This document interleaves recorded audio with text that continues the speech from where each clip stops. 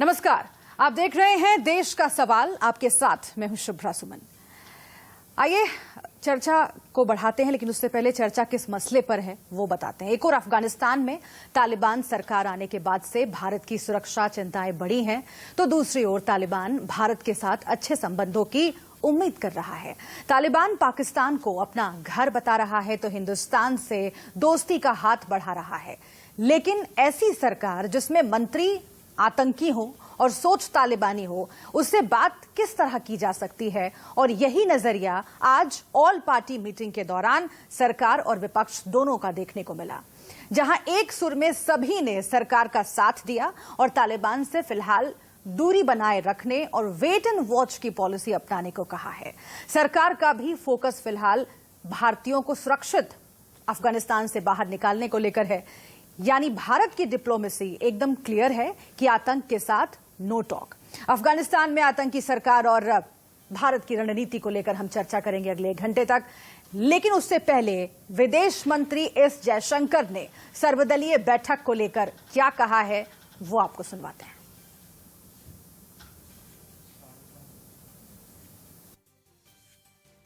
Just had a very good session for what 3.5 hours. 3.5 hours. 37 leaders of 31 parties were there. Almost everybody spoke, and there was I had done Praladji and I had done some introductory remarks. Foreign Secretary gave a detailed presentation after that. Then there were clarifications and comments on the presentation and on the views of parties on the situation in Afghanistan. I responded to everybody's comments individually, and the message which we all want to give you, all of us political parties, including the government, is that on this matter we all have a very similar view. We have a strong national position on Afghanistan. The friendship with the Afghan people is something which matters to all of us. So we approach this situation very much in a spirit of, I would say, national unity. So there were concerns. Most of the questions and issues were about evacuation. I shared with them that we have under Operation Devi Shakti done 6 flights. The latest flights was this morning, which took off at 3 o'clock. We have brought back most of the Indians, but not all of them. There are still a few out there. Some of them could not make it for the flight yesterday. But definitely we will try and bring out everybody. We have also brought out some Afghan citizens who wanted to come to India at this point of time. We have tried to address many of the other issues, like by instituting an e-visa policy. So the overall sense was that government is very, very strongly committed to ensuring the full evacuation as soon as possible, and also saying that the all party meeting के संबंध में दूसरी पार्टियों का क्या कहना है ये भी आपको सुनवाते हैं। बीजेडी सांसद प्रसन्न आचार्य से बात की हमारे संवाददाता संजय शर्मा ने।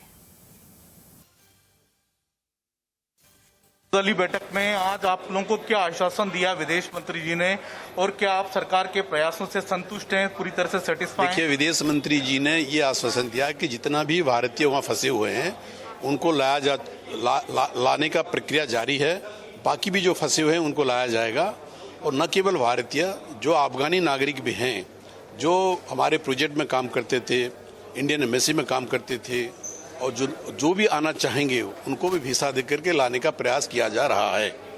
दूसरी बात है कि जो सारे पार्टी बीजू जनता दल ने इस सवाल को उठाया कि अब क्रॉस बॉर्डर टेररिज्म ज़्यादा होने का शंका है, क्योंकि पाकिस्तान द्वारा एवेटेड होकर के, प्रोत्साहित होकर के, पाकिस्तानियों की मदद से क्रॉस बॉर्डर टेररिज्म हिंदुस्तान में होता है।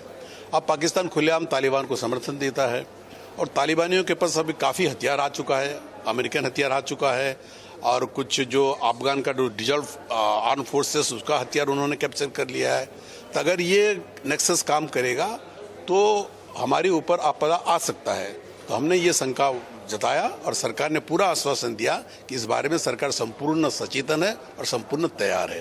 सरकार ने जो कहा कि वेट एंड वॉच की पॉलिसी सरकार अपना रही, क्या आपको लगता है कि सही है या कुछ और कदम सरकार को उठाने चाहिए थे आपके? देखिए, आज तक कोई भी देश अपना फैसला नहीं सुना है। इनको डिप्लोमेटिक रिकग्निशन देने के लिए तालिबानी रिजम को और ये सब, इसीलिए भारत सरकार का जो वेट एंड वॉच पॉलिसी, मुझे लगता है ये ठीक पॉलिसी है। कोई हड़बड़ी में कोई डिसीजन नहीं लेना चाहिए, लेकिन ह्यूमैनिटेरियन ग्राउंड से जो डिसीजन लेना है वो तुरंत लेना है और उसको कार्यान्वयन करना चाहिए। क्या और कुछ कदम उठाने चाहिए थे आपको लगता है भारत सरकार ने जो अब तक नहीं उठाए?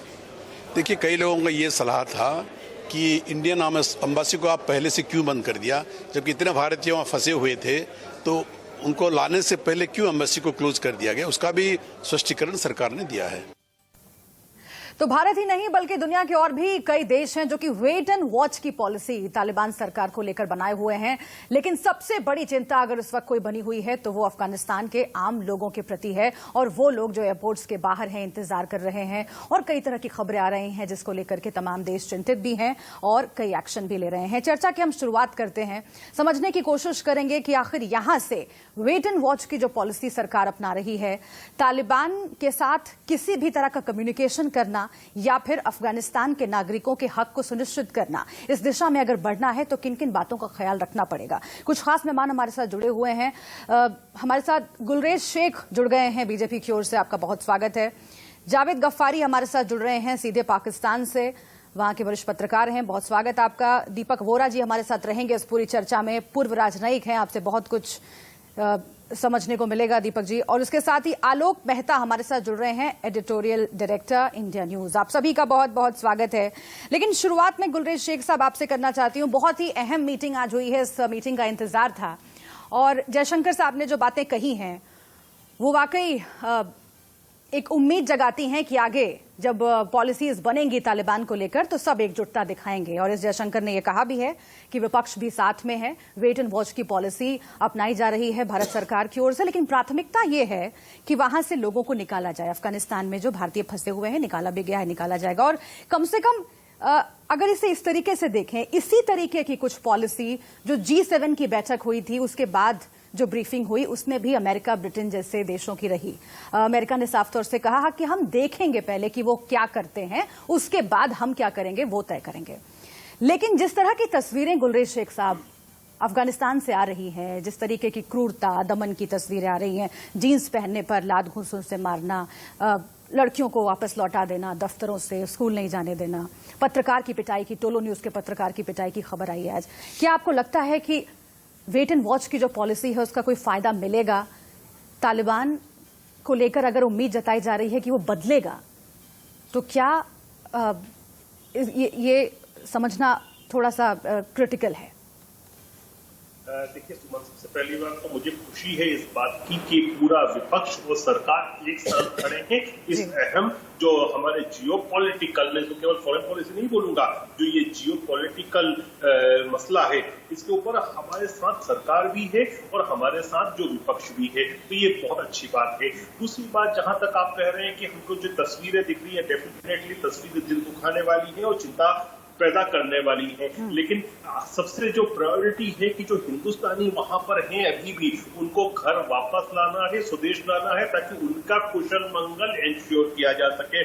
उसके बाद डेफिनेटली जहां तक डेमोक्रेटिक वर्ल्ड की बात है, समूचा डेमोक्रेटिक विश्व, बारिंग 2-3 कंट्री जो कि ऑटोक्रेटिक हैं या कम्युनिस्ट हैं या सेना का राज जहां चलता है, उनको छोड़ते हैं आप, तो समूचा जो डेमोक्रेटिक विश्व है वो एक स्वर में एक ही बात बोल रहा है कि अभी हमको वेट एंड वॉच करना चाहिए। और हमारे जो परमानेंट रिप्रेजेंटेटिव है यूनाइटेड नेशंस में, उन्होंने क्या कहा? उन्होंने कहा कि जो कुछ भी होगा तब विचार किया जाएगा जब तालिबान ये इंश्योर करे कि वहां की भूमि आतंकवाद के लिए उपयोग नहीं हो, वहां पर माइनॉरिटीज और महिलाओं के अधिकारों का हनन नहीं हो। तो दुनिया का जो वैश्विक समुदाय है, जो सिविलाइज समुदाय है, वो उनको इस चीज के लिए समय दे रहा है कि हम देख रहे हैं, वो उसके बाद ही कुछ विचार करेंगे। तो भारत भी उनसे अलग नहीं है डेमोक्रेटिक विश्व से। ठीक है, दीपक वोरा साहब, मैं आपसे समझना चाहती हूँ, उसके बाद जावेद जी के पास मैं जाऊंगी। लेकिन पिछली बार 20 साल पहले की स्थिति अगर हम याद करें, जब तालिबान ने अफगानिस्तान पर कब्जा किया था, उस दौर में तो 3 ऐसे देश थे जिन्होंने फटाफट तालिबान सरकार को मान्यता दे दी थी सऊदी अरब, यूएई और पाकिस्तान। लेकिन इस बार स्थितियां बदली हुई है। पाकिस्तान का स्टैंड वही है। उसने तो, प्रधानमंत्री ने वहां के यह तक कह दिया कि जंजीरें तोड़ दी हैं गुलामी की। लेकिन सऊदी अरेबिया चुप्पी साधे हुए है। यूएई ने अशरफ गनी को शरण भी दी है अपने यहां। इस बार 3 देश अगर सामने आ रहे हैं, वो हैं चीन, रूस और पाकिस्तान, जो कि साथ खड़े लग रहे हैं तालिबान के। लेकिन रूस के राष्ट्रपति से भी बातचीत हुई प्रधानमंत्री मोदी की। अगर मध्य एशिया की राजनीति को हम देखें और तब के स्टैंड से, तब की परिस्थितियों से अभी की परिस्थिति की तुलना करें, तो भारत को कितना फूंक फूंक कर कदम रखने की जरूरत है। क्योंकि अगर कोई भी स्टैंड लेना है, कोई भी पॉलिसी बनानी है, तो ये ध्यान में रखना होगा कि पाकिस्तान और चीन बहुत उत्साहित हो गए हैं जब से तालिबान ने कब्जा किया है अफगानिस्तान पर। आभारी हूं कि आपने मुझे ये मौका दिया है आपसे सीखने का, आपके कार्यक्रम में शामिल होने का और बाकी जो हमारे विशेष मेहमान हैं उनकी ओपिनियन जानने का। अभी जो मेरे से पहले जो बोले हैं या बीजेपी के जो प्रतिनिधि बोले हैं, जो उन्होंने कहा है मैं उस पर और ज्यादा कुछ ऐड नहीं कर सकता। बहुत ही अच्छी तरह से उन्होंने ये समझाया है। याद रखिएगा कि जो पहली यूएस वॉर ऑन टेरर थी तालिबान के बरखिलाफ 2001 में, हमने उसमें भाग नहीं लिया था। लेकिन जो हमारा समर्थन था अफगानिस्तान के लोगों के लिए ड्यूरिंग द डेमोक्रेटिक रेजिम, एक बार जब लोकतंत्र वापस आया तो हमने पूरा वो रखा। लोग कहते हैं आपके $3 बिलियन डूब गए हैं। मैडम, एक सवाल मैं आसान से पूछना चाहता हूं, अगर आपका कोई मित्र है या छोटा बच्चा है, आप उसको जन्मदिन पर एक तोहफा देते हैं, वो जाके उसे तोड़ देता है, तो इसमें आपकी इन्वेस्टमेंट क्या है? आपने तो अपनी तरफ से दिया है। हमने जो कुछ दिया अभी तक गिफ्ट है अफगानिस्तान की जनसंख्या के लिए। अगर तालिबान जो हमारा डैम है उसको तोड़ना चाहता है, पार्लियामेंट को तोड़ना चाहता है, सड़कों को उखाड़ना चाहता है, वो उसकी मर्जी है। अभी हाल ही में हमने $300 मिलियन का शहतूत डैम प्रोजेक्ट भी दस्तखत के हस्ताक्षर किए थे। हमारा तोहफा है अफगानिस्तान के लिए, जिससे काबुल के लोगों को पानी पीने का मिलेगा। हमने हमेशा कहा है कि जो भी पीस प्रोसेस हो उसका नेतृत्व अफगान करें, उसकी ओनरशिप अफगान लोगों के पास होनी चाहिए, उसका कंट्रोल अफगान लोगों के पास होना चाहिए, ताकि वहां पर शांति बनी रहे। हमेशा से हम यही कहते हैं। चाहते क्या है? हमें चाहते हैं independent, neutral, unified, peaceful, democratic, prosperous nation. ये आपके विदेश मंत्री ने पिछले महीने कहा था। अब जो हमने किया है मैम, जब तक किसी तरह की ये स्थिति साफ नहीं होती, ये कई बार इंटरनेशनल रिलेशंस में करना पड़ता है, हम रुक जाते हैं, हम 2 स्टेप पीछे लेके देखते हैं कि भाई यहाँ क्या हो रहा है। इस समय जो हमें नजर आ रहा है, शायद कुछ देर के लिए हमें रुक के पीछे हट के बैठना पड़े, जैसे हमने 1996 में किया था। तब तो 5 साल तक हमारे कोई संबंध नहीं थे। ये भी आपको याद होगा कि 1999 में हमारा एक हवाई जहाज कंदाहार ले जाया गया था और 31 दिसंबर 1999 को वहां पर डिस्कशन भी हुआ था। तालिबान उस समय इंटरमीडियरी बन गया था भारत के बीच और उन पाकिस्तानी आतंकवादियों के बीच जिन्होंने उस जहाज का अपहरण किया था। मैं आखिर में मैम, अगर आप मुझे 1 मिनट और दे पाए, बाकी फिर आपके मेहमान हैं। जो मैं देख रहा हूं इस समय, 20 साल के बाद अमेरिका थक चुका था और जाना चाहता है वापस। 20 साल के बाद तालिबान अंदर आना चाहता है उस जगह पे जहां से अमेरिका जा रहा है। दोनों के बीच में साठगांठ है, दोस्ती हुई है। क्योंकि जैसा जो बाइडेन साहब ने कहा है, हम लोग सब जानते हैं कि अफगानिस्तान के इर्द गिर्द वो 4 मुल्क हैं जो अमेरिका के सबसे बड़े दुश्मन हैं: चाइना, ईरान, पाकिस्तान और रशिया। चाइना को डर लगता है, उन्होंने तभी तालिबान को बुलाया था कि भाई ये शिंजियांग में जो मुसलमान लोग हैं वहां पे आप दंगा मत करो।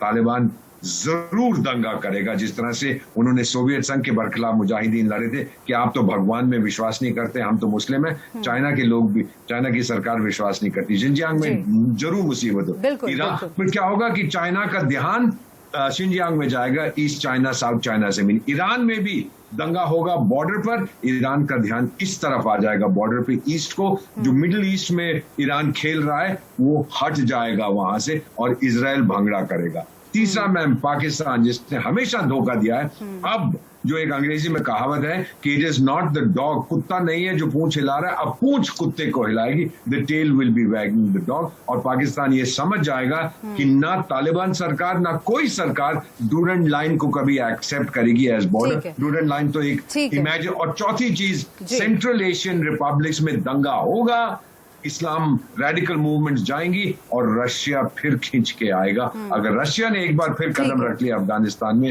इतिहास फिर से दोहराया जाए। व्लादिमीर पुतिन से बातचीत भी हुई है करीब 45 मिनट की प्रधानमंत्री नरेंद्र मोदी के साथ, और ये समझा जा रहा है कि मध्य एशिया में जो स्थिति है सुरक्षा की, उसको लेकर बातचीत हुई है और ये तय हुआ है कि अफगानिस्तान को लेकर दोनों देशों के बीच में बातचीत चलती रहनी चाहिए, ताकि जो आतंकवाद की बढ़ती हुई परिस्थिति है, जो खतरा है, उससे निपटा जा सके।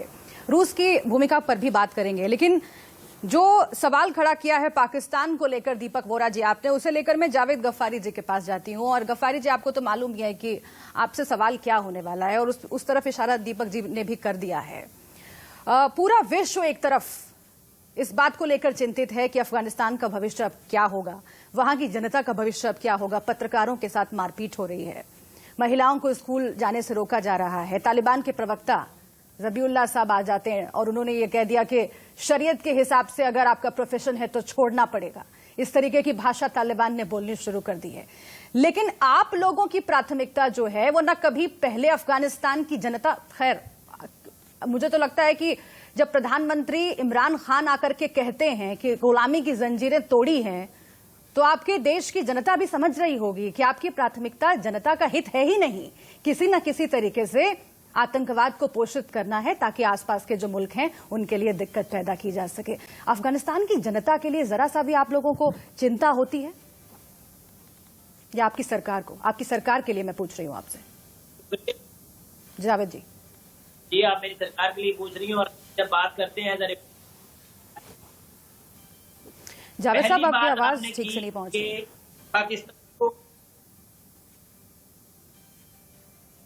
पाकिस्तान को पहली बात आपने की कि कोई फर्क नहीं पड़ता, कुछ फर्क पड़ता है। पाकिस्तान को भी फर्क उसी तरह पड़ता है जिस तरह। तो आप तो पहले बेगानी शादी में दीवाने हो गए ना जावेद साहब, आप तो पहले बेगानी शादी में दीवाने हो गए कि भाई गुलामी की जंजीरें तोड़ दी हैं अफगानिस्तान की जनता ने। एक तरफ वो भाग रहे थे, अभी भी एयरपोर्ट पर 10,000 लोग इकट्ठा हैं, और आप लोग तो पहले ही दीवाने होकर बोल गए कि भाई गुलामी की जंजीरें तोड़ दी हैं। तो फिर कैसे आप कह रहे हैं कि आपका भी वही स्टैंड है जो बाकियों का है तालिबान को लेकर? आप लोगों की आंखें बंद है और अभी बांधती रहनी है, और आप लोगों की वजह से बांधती रहती है। आप लोग वो दिखाना ही नहीं चाहते जो ओरिजिनल हो। आप लोग ओरिजिनल को छुपाते हो, हम लोग ओरिजिनल सामने लाते हैं। अच्छा, वही ओरिजिनल है आपका? मतलब पाकिस्तान, मतलब तालिबान जो है वो बहुत ही कोई बढ़िया काम कर गया है, कोई कारनामा कर गया है, और अफगानिस्तान की जनता ने गुलामी की बेड़ियां तोड़ दी हैं। यही आपका असली चेहरा है ना? आप कह रहे हैं कि यही आप दिखा रहे हैं और यही आप भीतर से हैं, यानी आतंकवाद के समर्थक हैं। अभी आप पिछले 12 मिनट का शो देखें। आपने पहले मेहमान को टाइम किया, आपने इंटरप्ट नहीं किया, दूसरे मेहमान को टाइम किया, आपने इंटरप्ट नहीं किया, तीसरे मेहमान को जैसे ही बोलना शुरू करता है। ठीक है, मैं आपको पूरा मौका दूंगी। दरअसल ब्रेक का वक्त हो रहा था, इसलिए मैं आपको पूरा मौका दूंगी। एक छोटे से ब्रेक के लिए रुक जाते हैं जावेद साहब, ठीक है? आपको बहुत कुछ बोलना है, आप अधीर भी हो रहे हैं, जरा परेशान भी हो रहे हैं। मैं आपको पूरा मौका दूंगी बोलने का, आलोक जी के पास भी आएंगे, लेकिन एक छोटे से ब्रेक का वक्त है। इस चर्चा को आगे बढ़ाएंगे, आप बने रहिए हमारे साथ।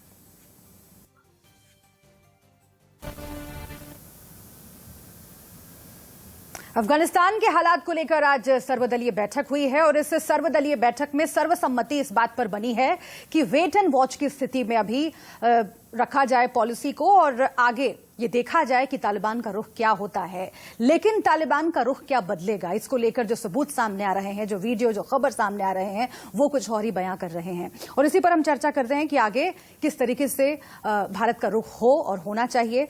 पहले की जो सीख है, क्या उसकी मदद से हमें आगे बढ़ना चाहिए? फिर से एक बार हम पैनल का रुख करते हैं, और जावेद गफ्फारी साहब, मैं आपका ही रुख करती हूं। पाकिस्तान से हमारे साथ जुड़े हुए हैं, पत्रकार हैं।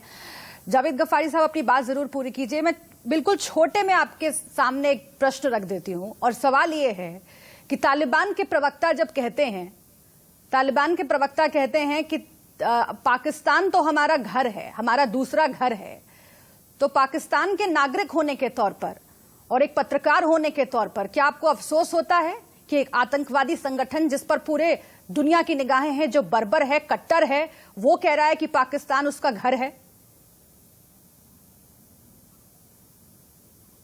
शायद 2 हफ्ते पहले मुझे अफसोस होता, शायद 14 अगस्त को मुझे अफसोस होता अगर ये स्टेटमेंट उसकी आती। अब आज तो वो बाकायदा तौर पे अफगानिस्तान का इस वक्त वारिस है, और अफगानिस्तान का वारिस होते हुए मुझे इस चीज की कोई परेशानी नहीं है कि वो कह रहे हैं कि पाकिस्तान मेरा दूसरा घर है। हो सकता है कल ये भी स्टेटमेंट दे दे कि इंडिया मेरा दूसरा घर है, तो ये भी कह दे तुर्की मेरा दूसरा घर है, चाइना मेरा दूसरा घर है, वो कह सकता है। इस वक्त वो हुक्मरान है, वैसे ही जैसे नरेंद्र मोदी वजीर आजम है भारत के, इसी तरह ही काबल इस वक्त उसका वली वारिस है। आखिर में वक्त कह सकता है कि वो दूसरे डेमोक्रेटिकली इलेक्टेड व्यक्ति को आप तालिबान से कंपेयर कैसे कर सकते हैं जिसने आर्म्स के बल पर सत्ता लूटी है? कौन सा इलेक्टेड है, कौन से डेमोक्रेसी? बुलेट से जीतने वाले बैलेट से नरेंद्र मोदी चुने हुए हैं, किसने चुने हैं? अच्छा जावेद गफ्फारी साहब को एक बार बोल देने दीजिए, एक बार बोल देने दीजिए। पहले ही प्रधानमंत्री इनके एक्सपोज हो गए हैं, अब ये भी बोल ले जरा, तालिबान की जय जयकार कर ले जरा जावेद साहब। ये जमहूरी है ना, ये रवैया भी जमहूरी है कि जब ये बोल रहे थे मैं चुप करके बैठा था। हाँ तो जावेद साहब तालिबान की जय जयकार कर लीजिए ना, कर लीजिए। तालिबान, आपकी देश की जनता भी आपको सुनती होगी तो हंसती होगी, कर लीजिए जय जयकार आप तालिबान की, बोलिए। नहीं कोई भी फिक्र ना करे, मेरे पे कोई नहीं हंसता और ना ही कोई पाकिस्तान के लोगों को हंसने की जरूरत है। पाकिस्तान का इस वक्त यही ख्वाहिश है। नहीं तो अगर तालिबान के बारे में कहा जा रहा है, देखिए G7 की बैठक हुई, एक सेकेंड जावेद साहब, आप बहुत ही हल्के में सब बातों को उड़ा रहे हैं। अगर एक आतंकवादी संगठन की हिमायत की जाएगी एक देश के प्रधानमंत्री की ओर से, और वही आतंकवादी संगठन का नुमाइंदा अगर कह रहा है कि ये देश तो हमारा घर है, तो इतने हल्के में आप बाकी देशों का जो नाम आपने गिनवा दिया, इतना सीधा ये मामला नहीं है। दरअसल मामला ये है कि तब भी आप आतंकवाद के साथ खड़े थे, तब भी वहां पर मुजाहिदीनों की ट्रेनिंग हो रही थी, और इस बार भी तालिबानियों को ट्रेनिंग दे रहे थे आप लोग, इलाज करवा रहे थे अपने अस्पतालों में, और उनके घर वालों को पनाह भी दे रहे थे। अब सवाल ये है कि अगर ये कहा, एक सेकंड सुन लीजिए पहले, सवाल ये है कि अगर ये कहा जा रहा है कि तालिबानियों के सामने शर्त रखी जाएगी, तमाम जो कुछ देश हैं उन्होंने शर्त रखी है कि लड़कियों को पढ़ने की सुविधा दी जाए, कम से कम 18 साल तक अगर लड़कियों को पढ़ने नहीं दिया जाएगा, तालिबान अगर उसमें भी अड़ंगा लगाएगा तो किसी तरह की कोई बातचीत संभव नहीं है। आपको लगता है कि आपको भी इस तरह की शर्त तालिबान के सामने रखनी चाहिए थी? मैं तो अभी आपके सामने ये शर्त रख देता हूँ कि पाकिस्तान बिल्कुल ये चाहता है कि वहाँ पे लड़कियां पढ़े, वहाँ पे खवातीन बाहर निकले, अपने सारे काम करें। पाकिस्तान या कोई भी ऐसा, यानी कि वहां से जो वीडियो आ रहे हैं जीन्स पहनने पर लोगों को पीटा जा रहा है, वो गलत है ना? दफ्तरों से लौटा दिया जा रहा है औरतों को, ये गलत है ना? ये आप मानते हैं कि गलत है और इसके खिलाफ आपको बोलना चाहिए? बच्चों की वीडियो नहीं देखी, बच्चियों की, आपने लड़कियों की स्कूल जाते हुए वीडियो नहीं देखी जिसमें स्कूल भेजा जा रहा है, आपने वो वीडियो? इतनी सारी औरतें वहां पर, इतनी सारी औरतें वीडियो जारी कर रही हैं और गुहार लगा रही हैं कि हमें यहां से निकाल लीजिए, तालिबान के शासन में कोई हमारा भविष्य नहीं है, और आप कह रहे हैं कि आप वीडियो देखिए। आप कौन सा वीडियो देखते हैं? सोशल मीडिया पर एक्सेस है कि नहीं पाकिस्तान में आप लोगों का? वो यही सोचेंगे कि हम यहाँ पे खबरों का एक्सेस है कि नहीं आप लोगों का? उनको थोड़ा सा बिल्कुल आंख मूंद करके बैठ गए हैं। हम बैठ नहीं गए। जावेद साहब, 1-2 दिन के अंदर नहीं पहुंचे। जावेद साहब, लड़कियों को अगर स्कूल से वापस भेजा जा रहा है और अगर वो गुहार लगा रही है, अच्छा इसी बात का जवाब दे दीजिए कि तालिबान के प्रवक्ता ने ये कहा कि शरीयत के हिसाब से अगर आपका प्रोफेशन नहीं है, अगर आप संगीतकार हैं, अगर आप गायक हैं, अगर आप फिल्म मेकर हैं, तो छोड़ दो प्रोफेशन। क्या ये सही है? ऐसा अभी तक कोई स्टेटमेंट उन्होंने नहीं दी। वही तो मैं कह रही हूँ कि आपका एक्सेस नहीं है ना सर। पहले आप इन्फॉर्म्ड होकर आइए। आलोक जी ये कह रहे हैं कि हमको पता ही नहीं है, ये कह रहे हैं कि इनको पता ही नहीं। इन्फॉर्म्ड होकर आते ना जावेद साहब तो हर बात को ऐसे नकार कर बगले नहीं झांकने लगते।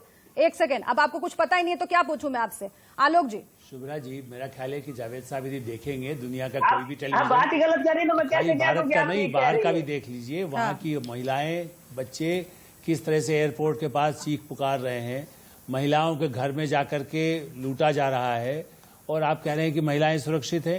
नंबर 2, सही बात यह है शुभ्रा जी, इनसे क्यों कहेंगे, क्योंकि जावेद साहब शायद ध्यान नहीं देते हैं, ओसामा बिन लादेन का तो घर वहीं था ना, वहीं तो जाकर के अमेरिका को मारना पड़ा। ऐसा तो नहीं कि आज पहला इतिहास है। अलकायदा को, जैश ए मोहम्मद को, पाकिस्तान तालिबान को अपना बनाता है, उनके जरिए आतंकवाद को दुनिया में फैलाता है, और इसीलिए भारत तो ये कहता है कि पाकिस्तान को आतंकवादी देश घोषित करिए जब उसका घर तालिबान है। देखिए, तो इसलिए भारत सरकार अभी कुछ नहीं कहना चाहती। भारत सरकार पहले अपने लोगों को बचाने की कोशिश कर रही है। ब्रिटेन के लोगों ने भी हाहाकार किया हुआ है, ब्रिटेन के लोग भी चाहते हैं कि अपने लोगों को लाएं। एक बात शुभ्रा जी, हम चलिए इस पाकिस्तान के विवाद के अलावा भी मैं कहना चाहता हूं, जो हमने बैठक की है उसके पीछे एक पर्पज ये भी है कि जैसे हामिद करजाई हैं या जो वहां चुनिंदा कभी ऐसे जो नेता रहे हैं जो अलग अलग गुट, चूंकि वहां पर तालिबान अब कोशिश कर रहा है कि सबको, वो भारत को तो खुश एक तो नहीं कर सकता, लेकिन यदि ऐसे सब लोगों को जोड़ता है और जिसकी वजह से सरकार, अभी सरकार नहीं बनी है, इसलिए एक तो जावेद साहब ये क्लियर कर लें कि वहां किसी भी सरकार दुनिया में जहां भी बनी हुई है, भारत तो है ही, उसके अलावा उन सरकारों से उसकी कोई तुलना नहीं है, चूंकि अभी सरकार बनी नहीं है। तो ऐसे लोग यदि उस सरकार में शामिल होते हैं, उनकी तरफ से कोई रिटर्न में पूरा आश्वासन मिलता है, वर्ल्ड बैंक तो मना कर चुका, यूनाइटेड नेशंस ने भी अभी मान्यता नहीं दी है, अभी किसी ने मान्यता, पाकिस्तान को छोड़ दे और चीन, रूस भी दबे जबान से, रूस को तो भी अपने लोगों को लाने का आज उन्होंने अनाउंस किया है। इसलिए भारत एक मत से, भारत की पार्टियों ने कहा है हम तालिबान के जुल्म के खिलाफ, आतंकवाद के खिलाफ, और भारत के जो हमारे सेना के सबसे प्रमुख हैं बिपिन रावत जी, उन्होंने भी ये कह दिया है कि हम कोई भी आतंकवाद का मुकाबला करने को तैयार है। कश्मीर की तरफ यदि आंख उठाकर देखेंगे तो इस बुरे तरह से स्थिति होगी कि पाकिस्तान स्वयं अपना तबाही को मोल लेगा यदि तालिबान को लाता है। इसी पर मैं गुलरेज शेख साहब आपकी टिप्पणी चाहती हूं, क्योंकि एक आशंका आज विपक्षी पार्टियों ने जताई है और वो आशंका बेवजह नहीं है। आशंका ये है कि जो बॉर्डर्स एरियाज हैं, खासतौर से पाकिस्तान से लगते हुए एरियाज, अफगानिस्तान में जो हालात बदले हैं उसका असर वहां पर पड़ सकता है, आतंकी गतिविधियां तेज हो सकती हैं। इसको लेकर के भी आगे रणनीति बनानी होगी और बिपिन रावत साहब ने, जैसा कि आलोक जी ने कहा, इस तरफ इशारा किया भी है। देखिए, डेफिनेटली भारत सरकार का कंसर्न है कि पाकिस्तान के माध्यम से वो पाक ऑक्यूपाइड कश्मीर के थ्रू, क्योंकि वो भी हमारा ही है, पाक ऑक्यूपाइड कश्मीर की तो तालिबान को अब एंट्री मिल चुकी है वाया पाकिस्तान, तो पीओके के थ्रू कुछ ना कुछ इस प्रकार से घुसपैठ के प्रयास हो सकते हैं। इसीलिए भारत सरकार पूरी तरह से मुस्तैद है और जो सिक्योरिटी एपरेटस है उसको बीफ अप कर रही है कश्मीर वाली बॉर्डर पर। और जहां तक तालिबान के माध्यम से जो आतंकवादियों के हौसले तो उसमें उछाल आने का विषय उठता है, डेफिनेटली दुनिया भर में, विशेषकर एशिया में जो आतंकवादी संगठन है उनके लिए एक हौसला बढ़ाने वाली एक्टिविटी वहां पर हुई है। न केवल भारत के लिए बल्कि जो हमारे पाकिस्तान के मेहमान बैठे हैं, सबसे ज्यादा खतरा तो उनको है। मैं अभी से इनसे कहता हूं कि आप कश्मीर को भूल जाएंगे भाई साहब, आप बाकी सब चीजों को भूल जाएंगे, आप तो तहरीक तालिबान पाकिस्तान भी है, आपके छाती पर चढ़ के बैठने वाला, विस्फोट करने वाला है। आपके लिए तो बाकी सब चीजें बहुत दूर की होना चाहिए। जो इमरान खान कश्मीर का राव अलापते हैं, या जो अफगान पाकिस्तान की सीमा है जिसको नहीं माना जाता है, उसके ऊपर तो बहुत दूर से जाएंगे आप। आपको पहले निपटना है पाकिस्तान की जो तालिबान है, तहरीक तालिबान पाकिस्तान। और आप देखना कि लाशें गिरना शुरू हो चुकी है पाकिस्तान में। और सबसे ज्यादा मैं बोल रहा हूँ कि चाइना जो सपोर्ट कर रहा है ना, चाइना को भी भुगतना होगा, चाहे शिंजियांग में या इंक्लूडिंग पाकिस्तान में। तहरीक तालिबान पाकिस्तान चाइनीज को आप देख रहे हैं किस तरह से निशाना बना रहा है, वहां पर भी बलूच किस प्रकार से बना रहे हैं। तो जो ये एक्टिविटी वहां पर हुई है ना, उसका बहुत व्यापक नतीजे आने हैं, न केवल क्षेत्र में बल्कि पूरी दुनिया में। ये बहुत महत्वपूर्ण है। दीपक बोरा जी, आप पूर्व राजनयिक हैं, मैं आपसे समझना चाहती हूँ कि तालिबान जैसा कोई भी आतंकवादी संगठन जो उसको सपोर्ट करेगा, जो उसके फलने फूलने में मदद करेगा, एक दिन वो उसको ही डस लेगा। ये तो देखा जा रहा है और कई देश ऐसे हैं जो कि इस बात को भुगत भी रहे हैं। अमेरिका भी अब इस बात को समझ रहा है। अगर आज इस मोड़ पर चीन और पाकिस्तान बड़े उत्साहित लग रहे हैं कि भाई हमें तो एडवांटेज मिल गया भारत के खिलाफ ही सही, क्या ऐसा भी मौका आएगा जब तालिबान को अगर ये लोग सपोर्ट करते हैं तो ये उन्हीं के लिए, उन्हीं की जनता के लिए दिक्कत खड़ी कर देगा? मलाला यूसुफजई तो पाकिस्तान में इतनी बड़ी उदाहरण है। बिल्कुल सही कहा आपने। ये जो इस समय सोच रहे हैं कि इनको बहुत एडवांटेज मिला, ये बहुत बड़ा डिसएडवांटेज है। जैसे बीजेपी के प्रवक्ता ने कितना स्पष्ट किया, कितनी अच्छी तरह से वो बोले हैं, ये बिल्कुल साफ है मैम कि तालिबान किसी की बात नहीं सुनेंगे। एक चीज मैं और बता देता हूँ, 1989 में सोवियत फोर्सेस जो थी वो बड़े ऑर्डरली तरीके से चली गई थी और उस समय बहुत सारे मुजाहिदीन थे अफगानिस्तान में जो बेरोजगार हो गए, तो पाकिस्तान ने कुछ मुजाहिदीन को भारत में भेजने की कोशिश की थी कश्मीर में, हमने उनको मार दिया था। तालिबान की सरकार बनी थी 1996 में। 1996 से लेकर 2001 तक वो बहुत बिजी थे, उन्हें आतंकी भारत में नहीं भेजे, वो बिजी थे अपने इंटरनल इश्यूज में, अपनी इस्लामिक एमिरेट ऑफ अफगानिस्तान को कंट्रोल करने में, बहुत सारी चीजें करें। 2000 में वो लोग चले गए।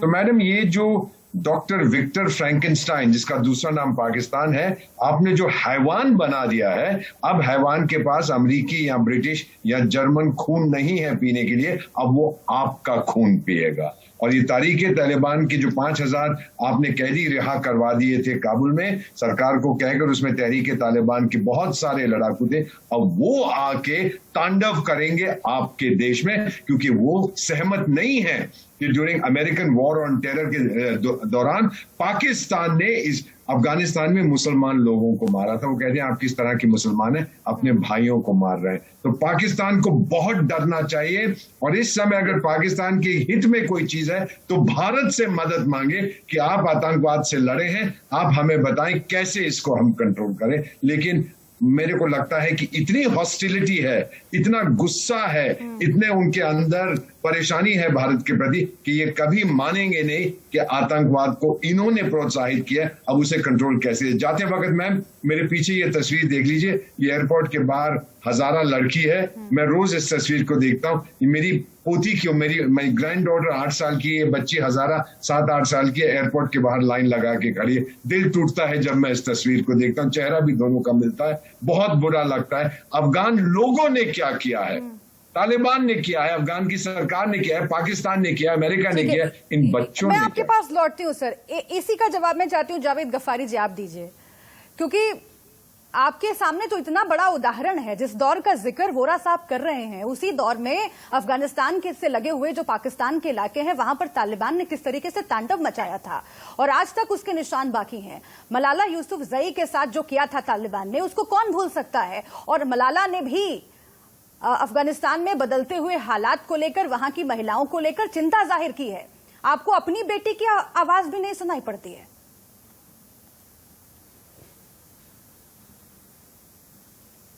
जरूरी तो नहीं है कि बेटियां बड़ी समझदार हों। वो जाते इधर हमला हुआ तब से तो वो मौज मस्ती कर रही है, उसकी तो जिंदगी चेंज हो गई है। नंबर 2, आप लोगों को पॉजिटिव कोई चीज नजर नहीं आती, सिर्फ नेगेटिव सोचना है आप लोगों ने।